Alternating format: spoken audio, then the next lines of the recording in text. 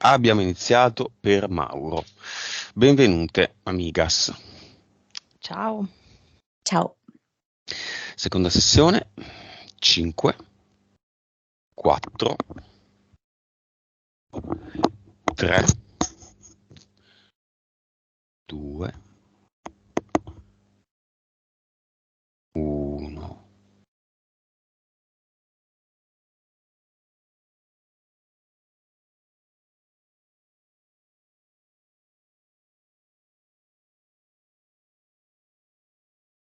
Come lo vedete?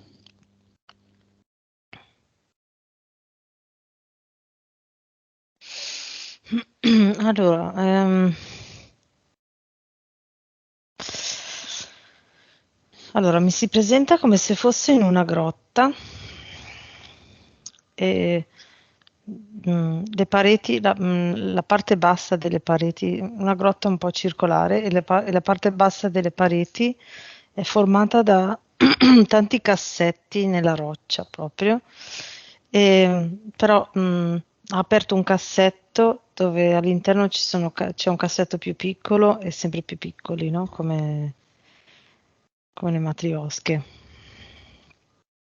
Monica. Mi ha mostrato di avere in mano un dado, l'ha lanciato e si è fermato sulla faccia in cui c'è l'uno e dice: finalmente è il mio momento, è il mio tempo. Ora Quindi sono mio. vi dà l'autorizzazione. Sì. Sì. Elena, vibrazione, poi a controcanto Monica. 18 miliardi. 15. Consapevolezza. 128. 138. PS. 42. 41. Vite. 2013. 2005. Capacità medianiche, percentuale di cervello utilizzato. 9.2. Uguale. Mauro, posso dire il tuo mestiere? Posso dire il tuo mestiere? Sì? No? Sì. Ok. Vibrazione di Mauro se facesse venditore di frutta al mercato e non fosse in polizia.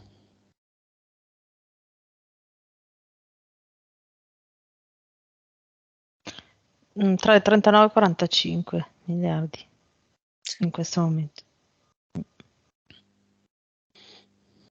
Monica, siamo lì? Sì. Va bene, Mauro è un grande appassionato di alieni. Faceva parte di alcune associazioni, ha fatto un sacco di sogni, sa tutto già dall'età di 8 anni. Io sinceramente questa parte mi ha anche un po' stancato, quindi la vediamo dal punto di vista attuale delle interferenze di Mauro.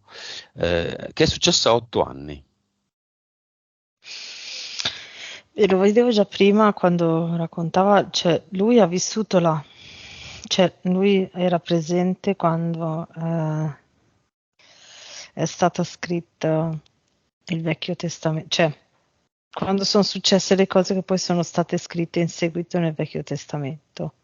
Quindi per lui era una descrizione un po' falsata di quello che aveva vissuto in parte. Era lì vicino a Mosè?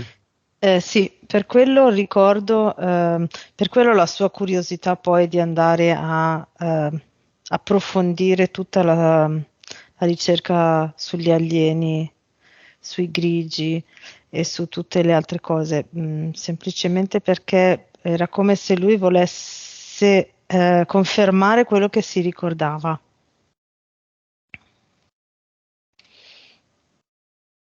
Monica?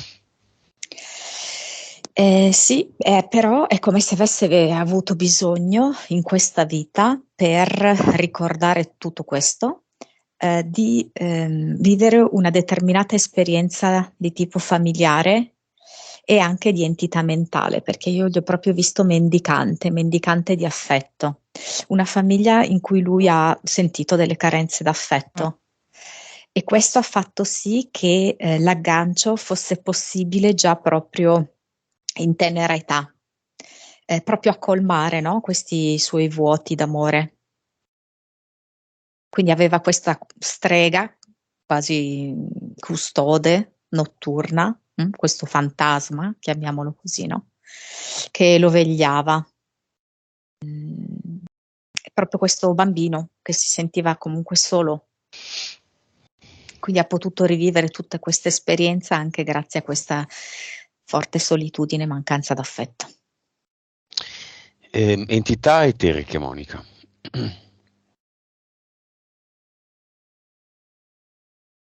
Allora mi fa vedere una tigre che sputa il fuoco, tipo una formica alata.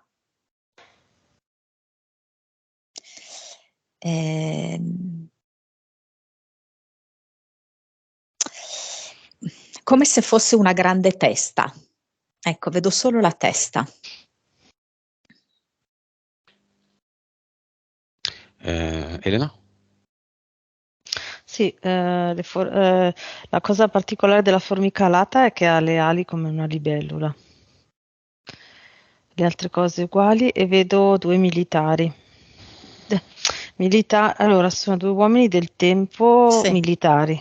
vero. Come se fossero tutte e due, ecco. Sì, tutte e due le vesti, sì. Neri o bianchi? Neri, proprio con gli scarponi da militari. Proprio.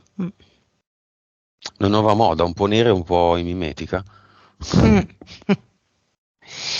Monica, mentali.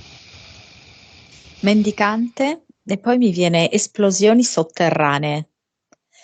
Mi fa vedere tutta quella che è la sua esperienza, chiamiamola ufologica, gran parte si svolge di fatto sotto, perché comunque la maggior parte dei cunicoli sono sotto, però rappresenta anche un po' la sua modalità di reprimere delle cose, dei contenuti che esplodono dentro.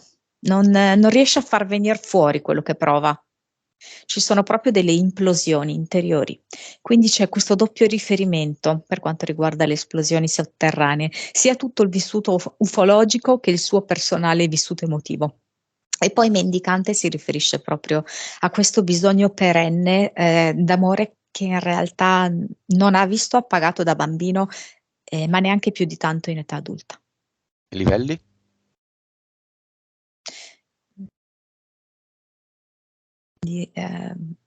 4 credo le esplosioni sotterranee e 3-4 il mendicante. Elena? Sì, ne vedo un'altra che però è collegata a una collettiva. La sua si chiama Segnali di fumo ed è collegata a quella collettiva fumo, fumo, tipo di sigaretta o di cose così, di livello 4. Non l'ho capita questa, sai? È una entità mentale o collettiva? Sì, è un'entità mentale, sua e segnali di fumo che si collega a quella collettiva fumo. Va bene. Impianti, Elena. Allora, è come se hai presente quelle cose che indossano a carnevale che ha il naso e gli occhiali? Mhm. Ecco, quello è un impianto mentale, come se al posto, dietro al suo naso e ai suoi occhi ci sia una cosa simile. Quindi sia gli odori sia l'olfatto che la vista sono filtrati da questo impianto mentale. Perché? Quindi, per distorcere la realtà, per fargliela vedere in una maniera distorta, vedere e sentire, percepire in maniera distorta, per allontanarlo un po' da ciò che è reale. Questo perché per lui, come vedevo prima, no? Ha questa grande attitudine a cercare il particolare, gli viene molto semplice e arriverebbe in un attimo a vedere e percepire anche a livello medianico dei particolari che lo collegherebbero a livello intuitivo molto alle altre dimensioni in maniera molto veloce e bloccandogli la sua capacità olfattiva e visiva, frenandogliela, rendendogliela non reale, lo rallentano molto. Poi? E poi vedo come se fossero due sfere più o meno a livello del torace, più o meno a metà, no? Quasi come se fosse dietro alle ghiandole mammarie, direi. Ok, è come se fossero due recettori di posizione. E poi ce ne sono altri due uguali sulla pianta dei piedi sopra, cioè scusa, sul dorso dei piedi in mezzo, sempre come recettori di posizione. Monica. Anche degli spuntoni all'addome. A cosa servono? Io credo che qualche disturbo ce l'abbia in quella zona, anche solo saltuario, non fisso. Mhm. Si sta annuendo. Monica, quali effetti ha avuto la prima sessione? Lui dice maggiore consapevolezza. Allora, un po' sì, ma un po' si è anche cullato in un certo senso, no? È come se si fosse rinsaldato sentendosi nel giusto. Avevo ragione. Allora, avevo ragione, sì, certo, ho avuto delle conferme che l'hanno fatto sentire anche più tranquillo, meno paranoico, diciamo così. L'unica cosa è che soffermandosi così tanto su questo genere di esperienza, non è andata a vedere quella che invece è la sua esperienza personale di uomo, di essere umano. Ecco. E qual è? Quel bisogno di affetto? Sì. Come lo vedi il bisogno d'affetto, Elena?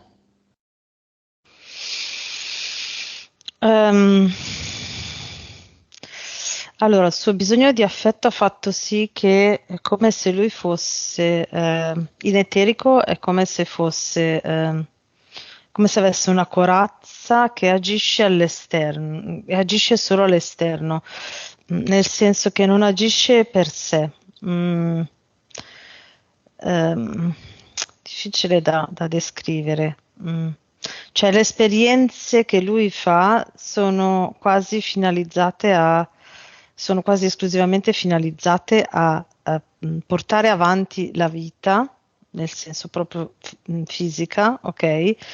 E che sono fine a loro stesse, cioè sono utili all'esterno. È come se non riuscisse a portarle all'interno, ok? Perché la sua paura è quella di doverla mettere a confronto con le emozioni che provava, con il dolore e la mancanza che provava fin da piccolo. E quindi tendenzialmente le esperienze le fa lasciandole all'esterno. Mauro, tua mamma è viva? Papà? No. Chiamiamo la mamma nel cinema, insieme a tutti i colleghi di Mauro, i colleghi due, se non ne ricordo male, massoni, uno è un suo caro amico, la moglie.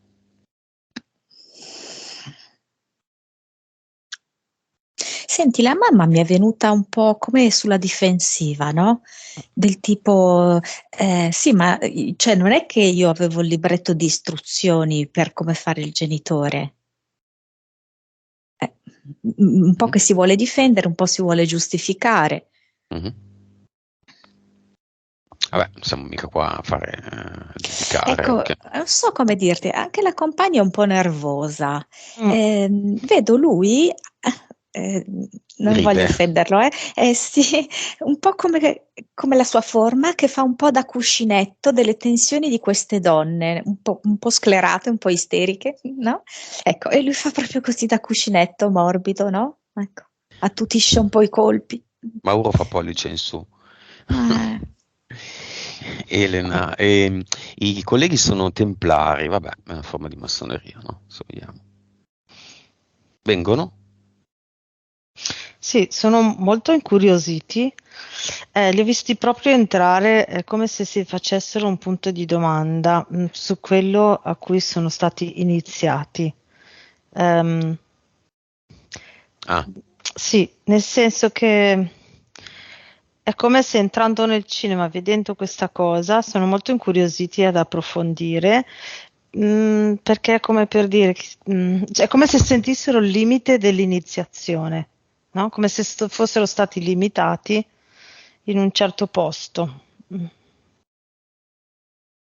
Cioè, ok, ecco. qui nel cinema non c'è il pavimento a scacchi, cosa ne pensano? E le colonne, le due colonne, che ne pensano?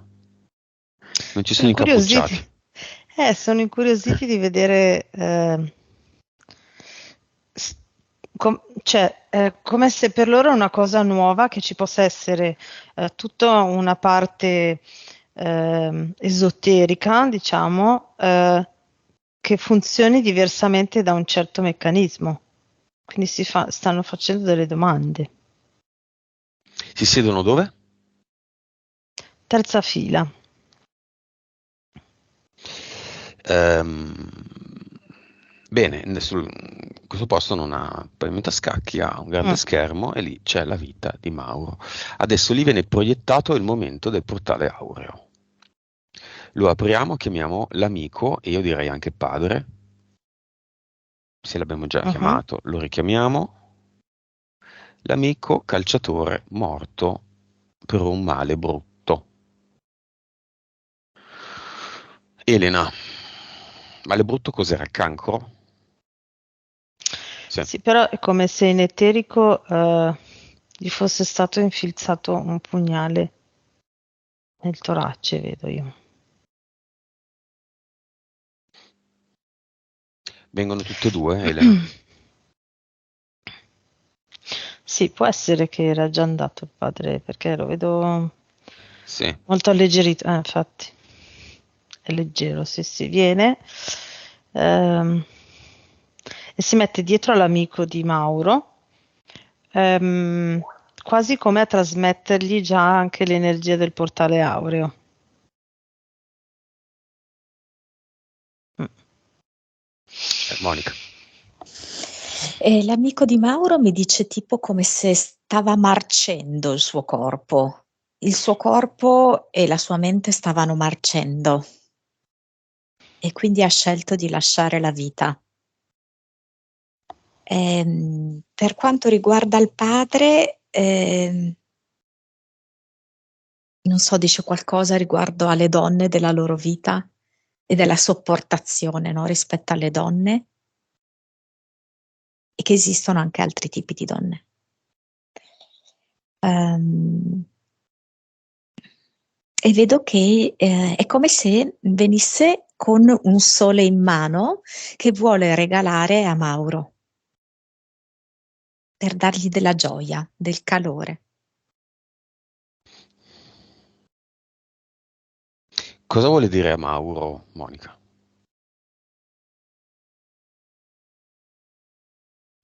Così da lontano ti vedo come il più caro dei figli che si possa immaginare.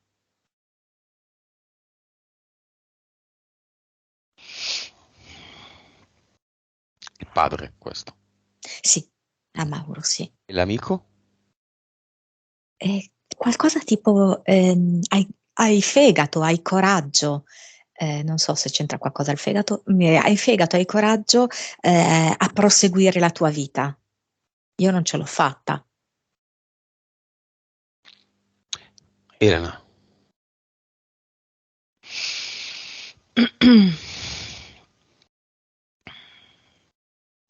Sì, ha questa sensazione di guardarsi alle spalle, l'amico, perché è proprio stata una pugnalata alle spalle. ha un po' questa paranoia e quindi cioè, in quel mood lì quello che dice a Mauro è proprio guardati le spalle, però secondo me non è una roba molto, cioè è roba Legato. sua.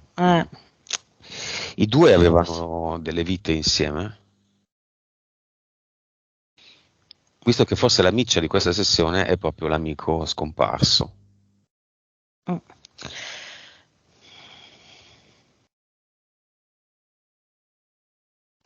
Secondo me quella vita che poi Mauro si ricorda che ha vissuto in Canada, l'hanno vissuta assieme. Come cosa? Allora, li vedo su due cavalli, ma secondo me erano nativi americani perché li vedo anche con le frecce. Nativi, sì.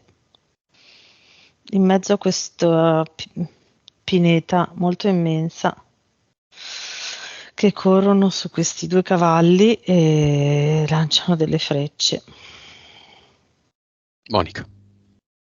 Allora, in America lui ha avuto sia esperienze lì in Canada che in Brasile, no?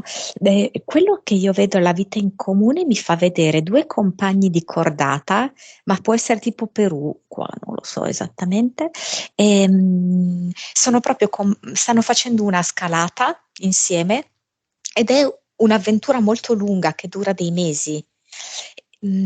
C'è questo rapporto di amicizia profondo legato proprio che non esiste altro se non loro due, la fiducia che devono avere reciprocamente l'uno nell'altro e il loro rapporto con la natura, con la vita.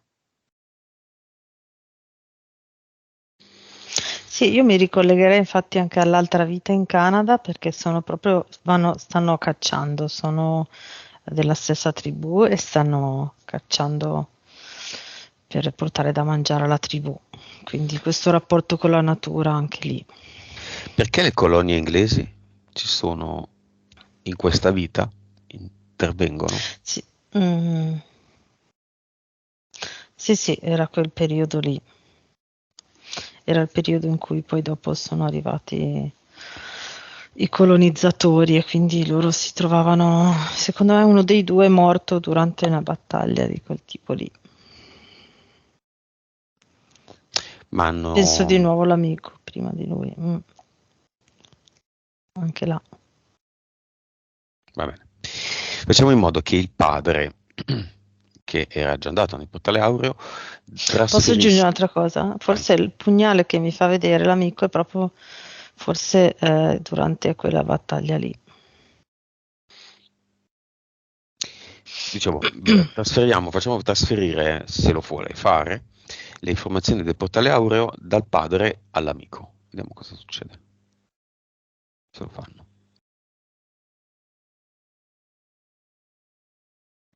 Sì, come mi era già capitato anche un'altra volta, ehm, il padre, che diciamo è energia, no?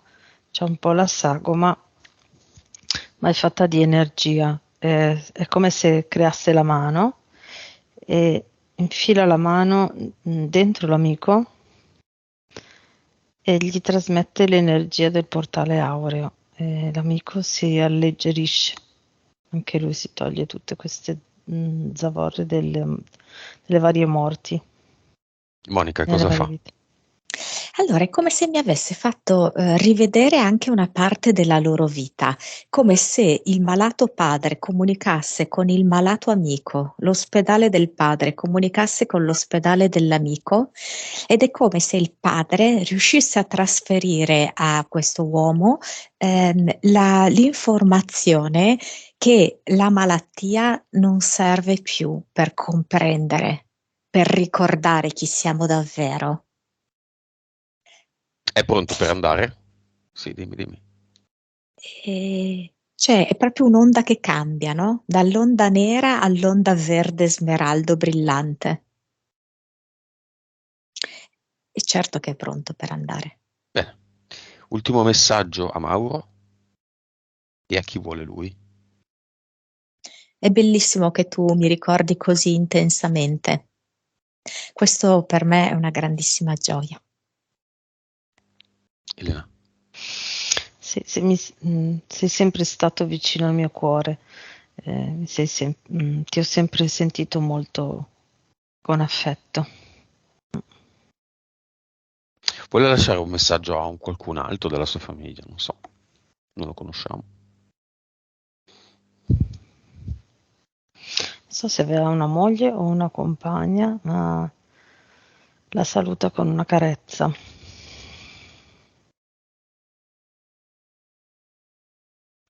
Lo salutiamo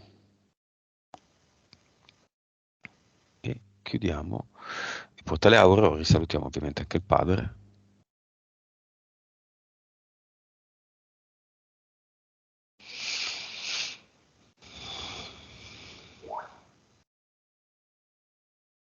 Ok, pare fosse la moglie. Uh-huh. Bene, fantasma notturno, Elena, che da bambino lo viene a trovare nella stanza, lo guarda, lo fissa sulla porta, poi lui dopo un po' non ne può più e si addormenta.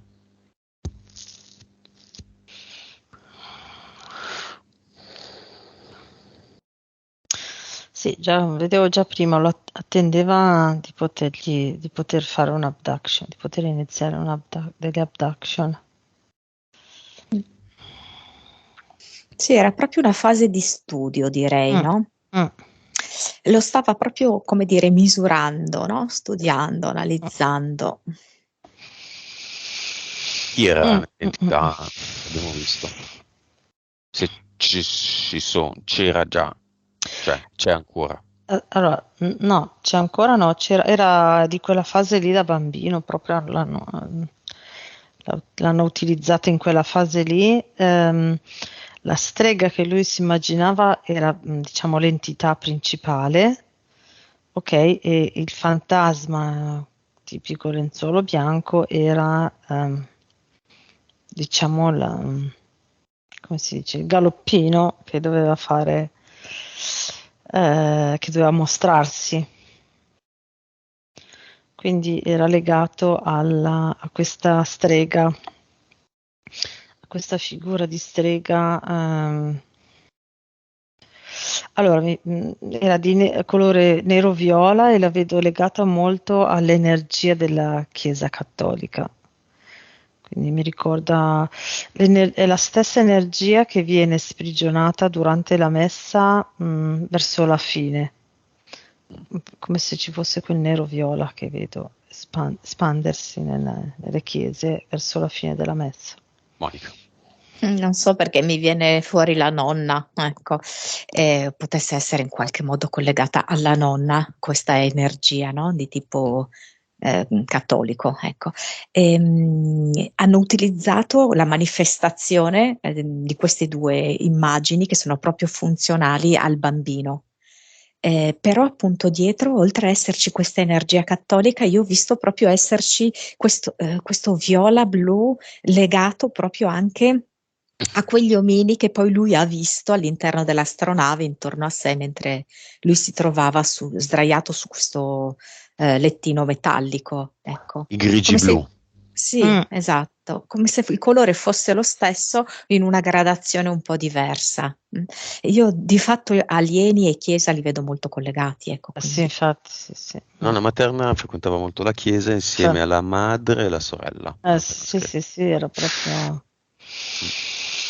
E il sogno con, visto che parliamo di queste cose, con la suora che poi gli dice di andare in Brasile. Appunto, la suora Era di nuovo. credibile. Sì, perché comunque creava un gancio con ciò che per lui era conosciuto e in qualche modo teoricamente doveva anche essere una sorta di conforto, di sicurezza, no? La figura della suora, sì.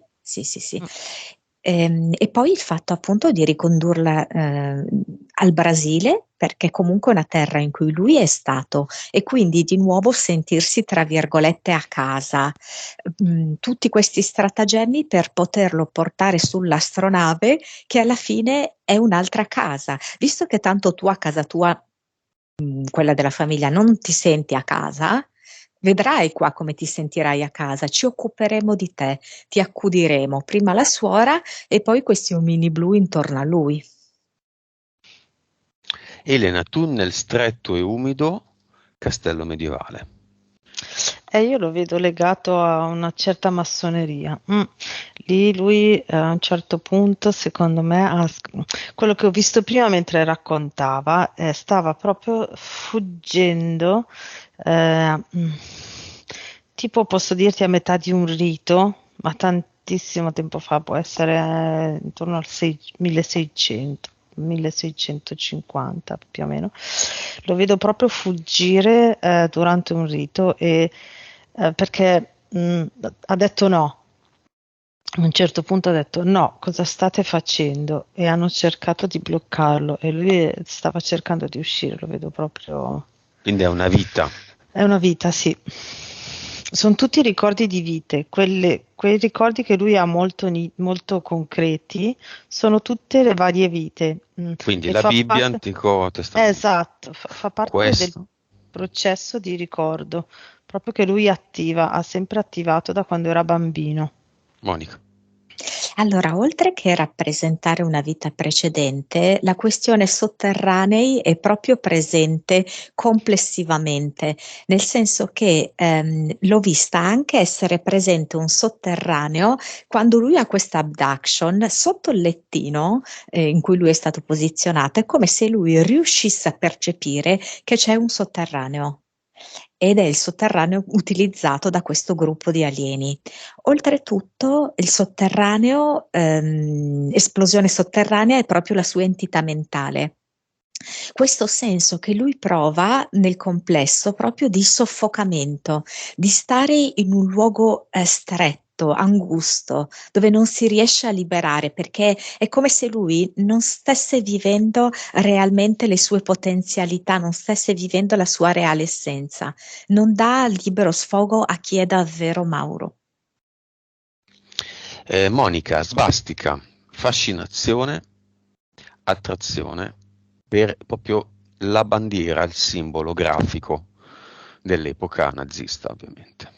Si fa vedere proprio come se fosse quasi le pale di un mulino che iniziano a vorticare, a girare e quindi lui rimane proprio effettivamente come in un incantesimo, ipnotizzato, no? Anche se poi la svastica appare ferma e statica, vedo che questo da un punto di vista eterico crea proprio questo vortice che lo incanta. D'altro canto mi continua a apparire la figura di Hitler, come se lui in qualche modo sia stato presente Infatti, sì. in questo Terzo Reich. Era tedesco? Secondo me sì. Era Sì, nella sì. cricca? Mm. Mm. Sì, sì, SS? Sì, è stato ipnotizzato però, cioè ha proprio questo ricordo Mm. di essere stato ipnotizzato, cioè col senno di poi è come se si sentisse incastrato lì, no? Quindi non poteva Sì, far diversamente. sì. Mm. Quasi non era la sua volontà, eppure, Esatto. nonostante ciò, eseguiva tutto, Mm. ogni ordine. Ok, il capo di Hitler chi era? In carne e ossa o non in carne e ossa? Tutte e due. Mm.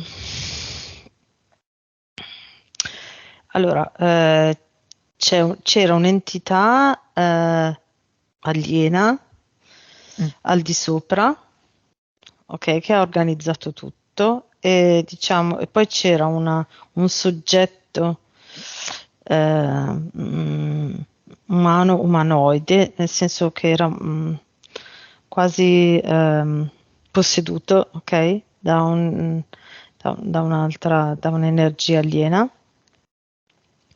che era la parte più decisa e cattiva che però stava diciamo in secondo piano, che comandava Hitler, che doveva essere il burattino che appariva in primo piano. Monica. Sì, guarda, quando hai chiesto chi c'era al di sopra di Hitler, immediatamente Hitler si è proiettato nell'Antartide e mi ha mostrato una creatura, chiamiamola così, che sembra una sorta di polipo, ma poi in realtà potrebbe anche essere un ragno, perché è molto simile in verità alla Infatti. struttura. E questi tentacoli sono proprio come diceva Elena, quindi Hitler marionetta, e i tentacoli un po' come se fossero i fili, no? Che lo manovrano in ogni azione, in ogni decisione, lui e tutti i vari sottoposti. E anche questo, diciamo così, alieno androide, Mm. un po' a cui era un po' più a diretto contatto con Hitler, sì. Monica velocemente vola nei sogni. E io penso che potrebbe fargli anche adesso questo sogno di volare, di essere al di sopra di tutto questo, di Beh, poter dominare tutto questo. ma sono robe queste? Esperienze fuori dal corpo? Non mi sembra. No. Cioè proprio come se fosse potenzialmente, no, uno dei poteri, volendo, dell'essere umano, proprio di volare. E quindi di prendere, non so come dirti, con distacco, con neutralità le esperienze. La vedo più così. Elena. Sì, sì, beh, di notte lui lo può fare tranquillamente, sempre, e potenzialmente sì, anche qua è come se fosse una cosa che lui conosce già, di poter veramente volare, alleggerirsi di alcuni carichi energetici fa sì che si potrebbe volare. Diciamo che però è uno stato di dimensione un po'. L'utilizzo del cervello lì lo vedo all'80-85%, quindi è come se fosse un ricordo che lui nei sogni però può rivivere tranquillamente. E Monica, durante l'esposizione dei punti, hai parlato di Venezia, causa esoterica. Non so se è una vita precedente, perché lui mi fa proprio vedere una sorta di gondola bianca-azzurra con un dragone. E vedo lui dentro questa gondola. Ehm, Però come se lui potesse avere affinità proprio con Venezia, perché mi fa vedere tipo il Ponte dei Sospiri, mi fa vedere quest'acqua molto verde, poi mi indica la Giudecca, cioè come se lui fosse pratico. Sì, potrebbe essere legato, allora lo vedo durante ehm, diciamo i riti del carnevale, mi vengono proprio dei riti, e secondo me è legata un po' a quella vita da massone in cui scappava poi nei sotterranei. Esistono, nell'altra sessione sono venuti fuori due cloni, diciamo, esistono ancora? No, C'è no, i solo un cloni. Mauro. Sì, sì, sì. Ok, Ancora con qualche abduction, ma i Sì. cloni non quante? li vedo più. Quante? Secondo me ancora una decina al mese gliele fanno. Però. Mm. Va bene, allora, questa sessione nasce un po' dall'amico e un po' così come curiosità per vedere di nuovo tutta una serie di questioni, per vedere se Mauro aveva ragione. Bene, aveva ragione. È un addotto, sì, è un addotto, è soggetto ad abduction, sì, è soggetto ad abduction, aveva capito la Bibbia, sì, aveva capito la Bibbia. Hitler era la svastica, bene, Hitler era la svastica. Alla fine della fiera è ancora all'inizio della scala. La sua consapevolezza è 128. I nostri clienti arrivano anche a 200, 220. Siamo ancora all'inizio e io ora lo chiedo alla sua PS, cosa siamo qui a fare? A buttare tutti questi giocattoli che ci sono sul tavolo con una mano per terra e ad alzare l'asticella? Chi è Mauro? Monica. Mauro è Dio che è venuto qui per scoprire l'amore.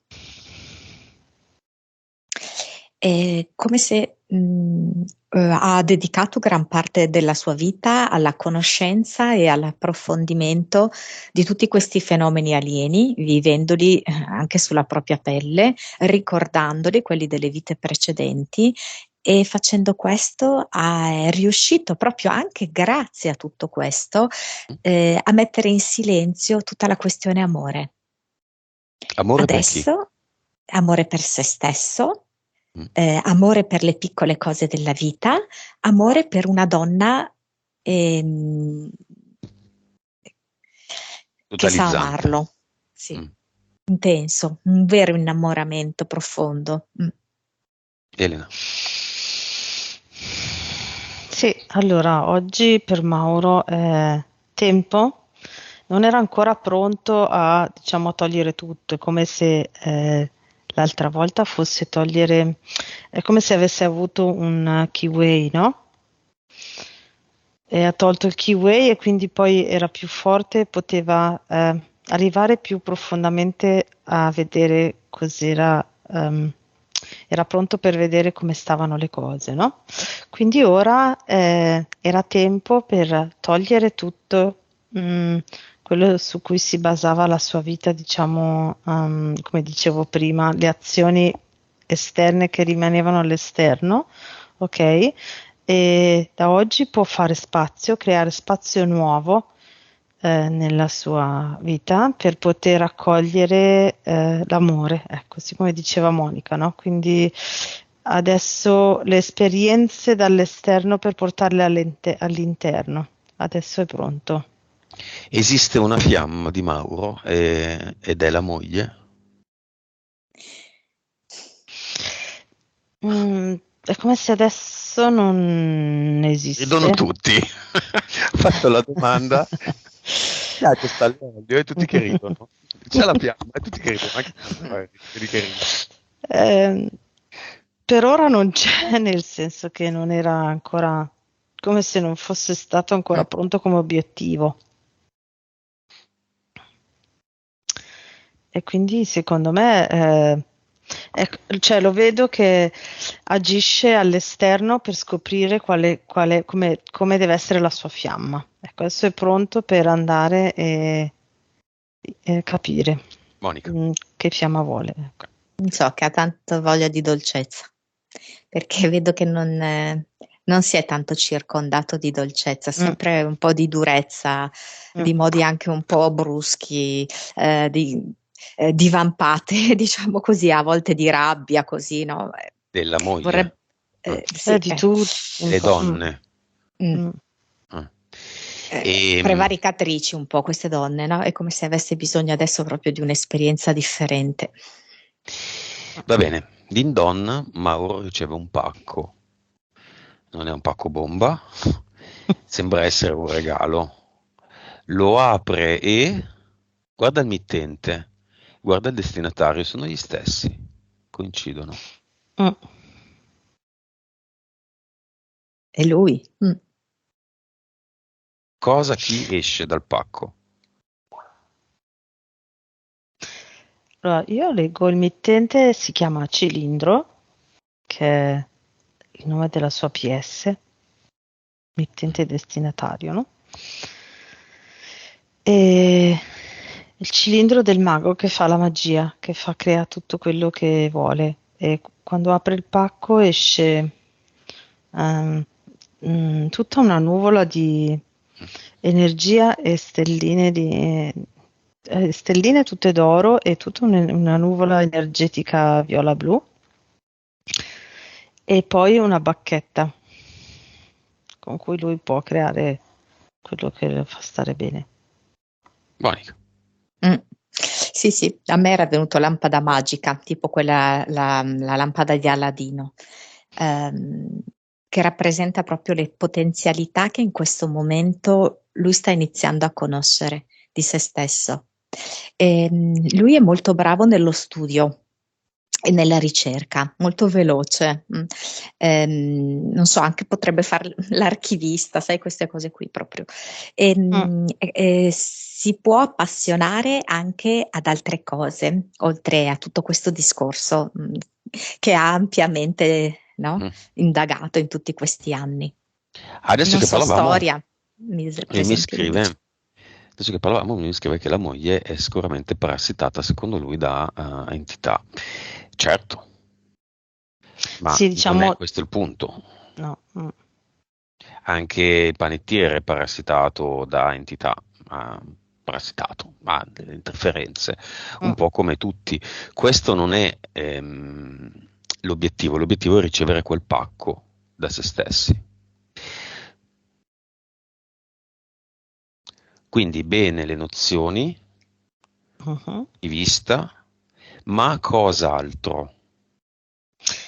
Cioè le nozioni non fine a se stesse, nel senso che non sono da lasciare fuori, ma le nozioni e l'esperienza sono da interiorizzare, quindi è come se dovesse, ecco, diciamo che quello che mi fa vedere in questo momento la PS di Mauro rispetto a Mauro, no?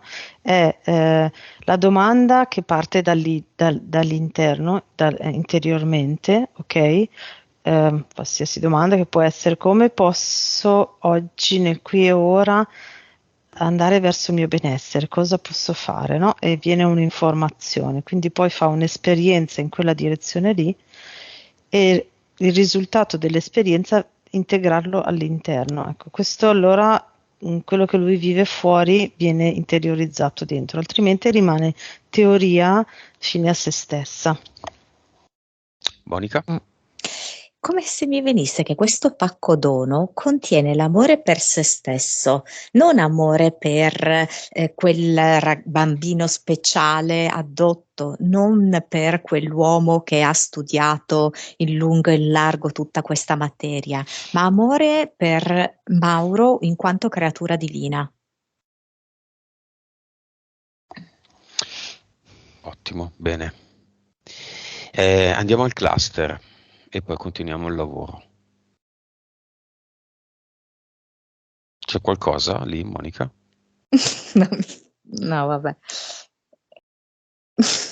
Scusami, ma perché c'era Biglino con dietro un alieno, e tutti quanti che reggevano in mano dei libri, un po' seduttivi, no? Tentazione, Qui c'è il sapere.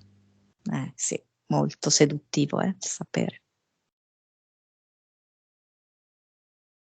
Beh, se ci pensate, queste sono cose molto importanti per noi. Sì, vai, Mauro. E queste sono cose molto importanti. Uno dice Hitler e se gli rispondi, ma chi se ne frega di Hitler? Ah, ti guardano male, eccetera. Biglino, eccetera, eccetera, le abduction. Ma se esistono delle altre realtà, pianeti, cupole, quello che è, là ci sono altre questioni. Quindi quali sono le questioni che accomunano le varie cupole, mondi, storie, linee temporali? Quelle sono le questioni principali. Amore per se Mm. stesso. Mm.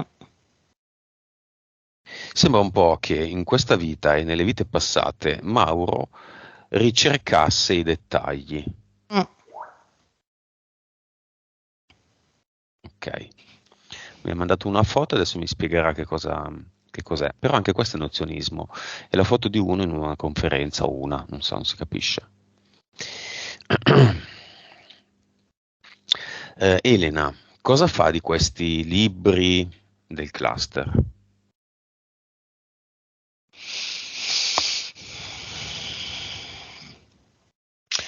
Allora, li butta, ha aperto un portale definitivo, li sta buttando tutti dentro, ma mentre li butta è come se risucchiasse le nozioni, informazioni, ok, e butta tutto.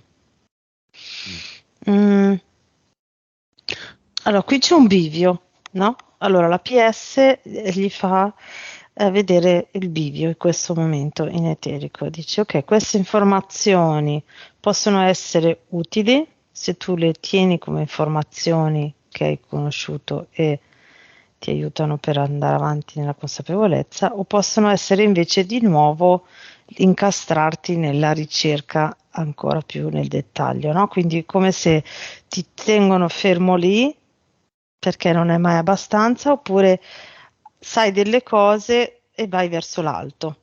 Ecco, quindi Monica? queste. Sì, sì.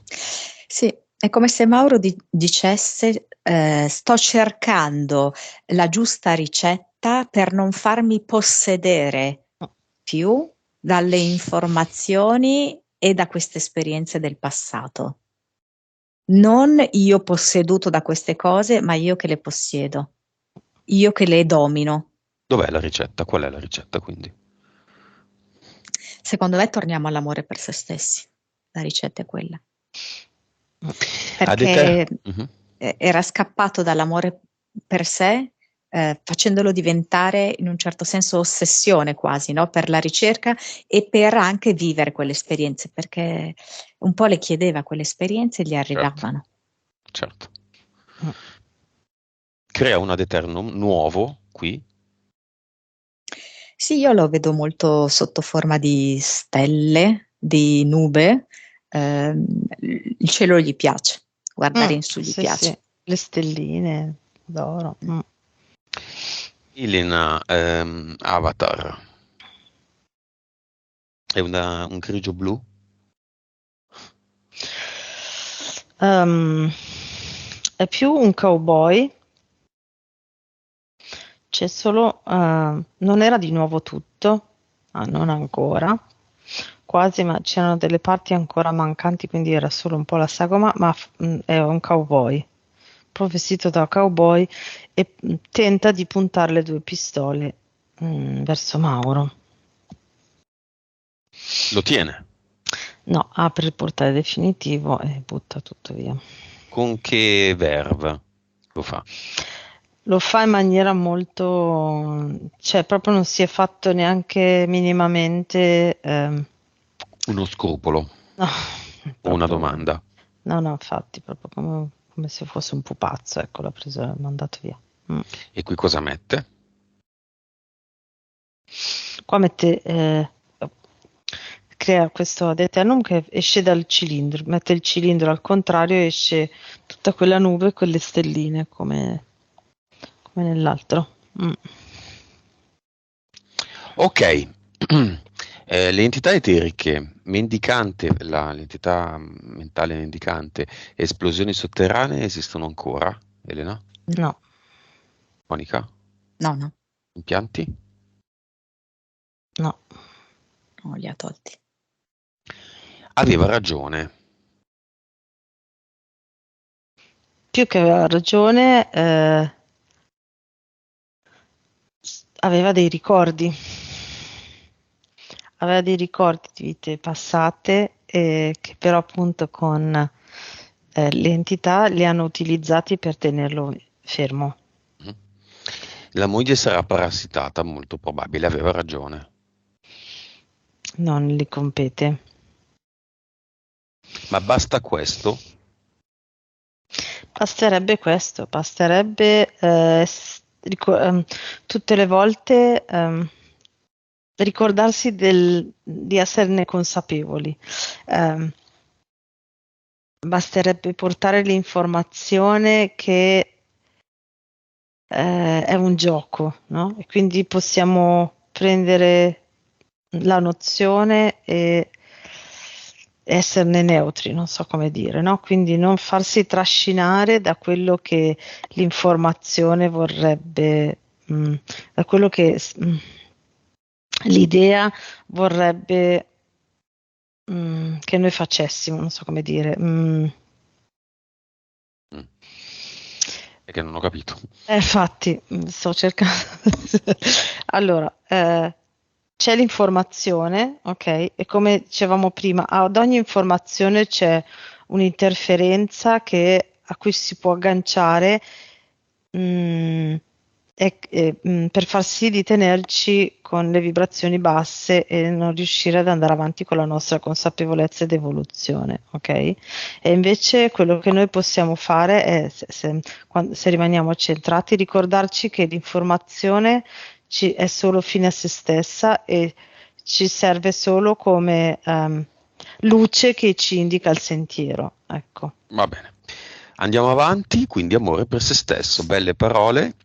Come tradurle nei fatti, Monica? Allora, intanto ricordiamo a Mauro che lui ora non è più in questo stretto cunicolo sotterraneo.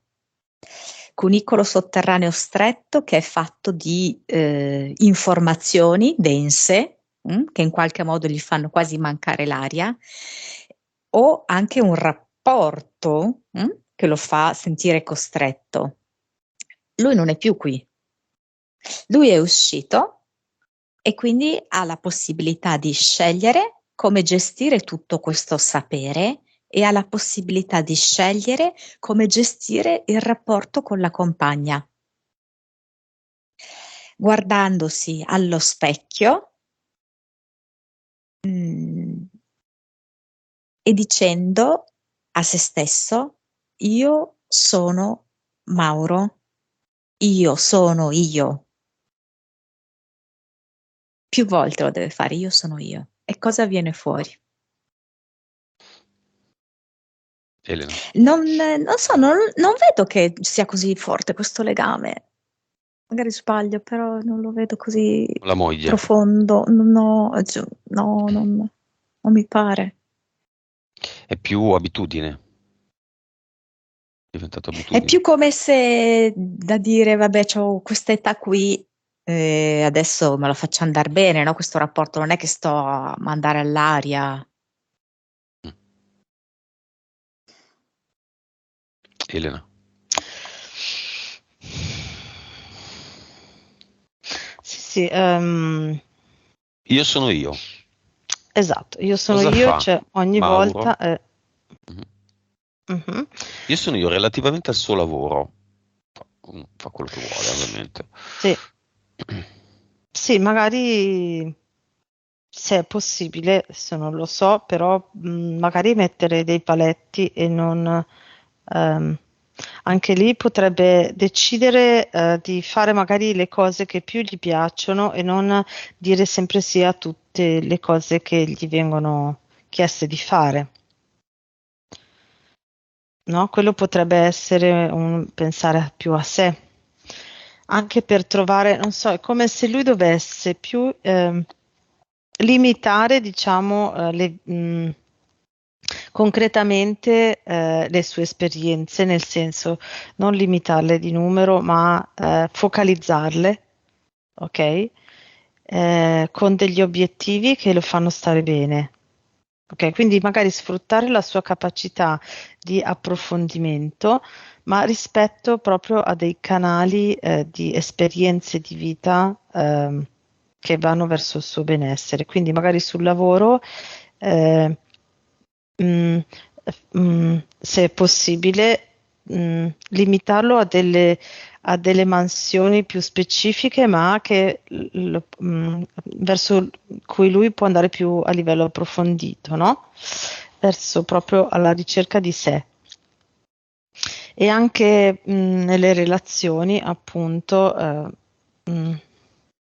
vedere quale emozione gli dà il rapporto con la compagna, perché magari appunto è più abitudine, più sensazione di non essere solo, ecco, no? Lei c'è, mh, Mhm. fisicamente non sono da solo, ecco. Vibrazione, Elena, poi Monica.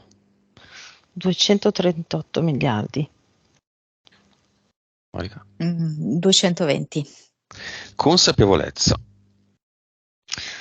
156, Mm, sì, 158. PS. 69, 65, sì. Vite. 1897. Mhm. Sì, 1871. Tolta o lasciata? Quella da SS. Tolta, è andata via insieme alle interferenze. Quella dell'Antico Testamento.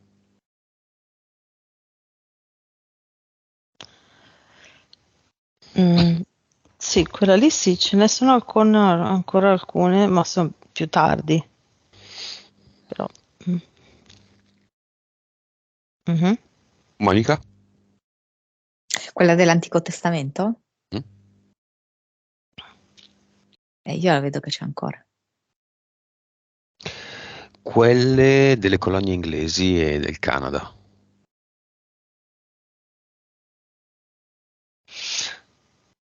Secondo me ci sono. Mm. Tutte le esperienze di tunnel, omini blu, abduction, bla bla. L'abduction no, non le vedo più. Le ha tolte Quella, tutte? quella veneziana non la vedo più. Sì, l'abduction sì.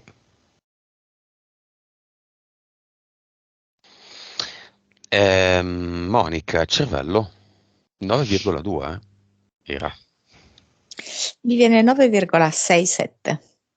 Mm. Sì, 9,5. Cosa si può fare con così tanta capacità medianica? Non mi sembra Mauro uno che le ha espresse queste capacità medianiche finora. Le ha però. Mm. Anche questo è amore per se stesso.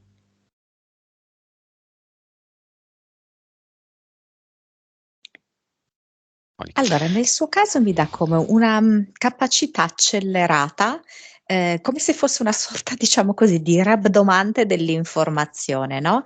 Nel momento in cui lui si stabilisce, diciamo così, un obiettivo di conoscenza, lui proprio come un rabdomante sa esattamente dove andare a cercare tutte le informazioni che gli occorrono, per esempio, ma anche a livello di scelta. Per esempio, se decide che ne so, di andarsi a iscrivere in piscina, è come se lui, in 448 riesce a identificare quella che è migliore per lui.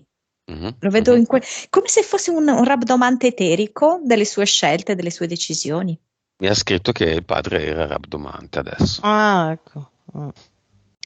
Elena, dimmi quello che ti viene. Sì, quello che diceva Monica, no? È proprio come se lui mh, teoricamente vede esattamente qual è la strada, quindi poi nella pratica, nella Matrix, deve Mm? solo metterla in pratica, però esiste già. Quindi Cioè, diciamo che finora ha cercato la verità di un mm, gioco fitto, che ha dei dettagli e dei particolari, bene, bene, ha fatto molto bene. Adesso è il Noscete Ipsum, conosci te stesso, mm, l'amore per se stesso, quindi qualunque sia la strada, impara a nuotare o inizia a nuotare, utilizza queste sue capacità per, no, sì, riuscire a nuotare nel posto migliore, mm, dove mi insegnano meglio, dove esatto. mi costa il giusto, dove è vicino casa, l'ideale, ok? Mm, esatto. Quindi fare le esperienze solo verso il suo benessere, partendo da Esatto, quello, da sé, esatto, punto. esatto. Mm. Messaggio finale di Mauro a se stesso.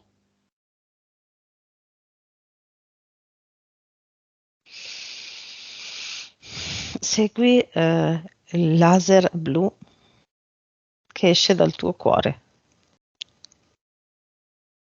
Monica. Sono fiero di quanto ho fatto nella mia vita, però ora mi dedico all'amore, per la vita, per me stesso e per la donna che verrà. Come lo vedete? Rinvigorito, pulito. Sì, a me è arrivata una parola un po' così, ma cazzuto, cioè proprio a laser. Va bene. Siete pronti a tornare? Abbiamo finito. Mhm. Sì.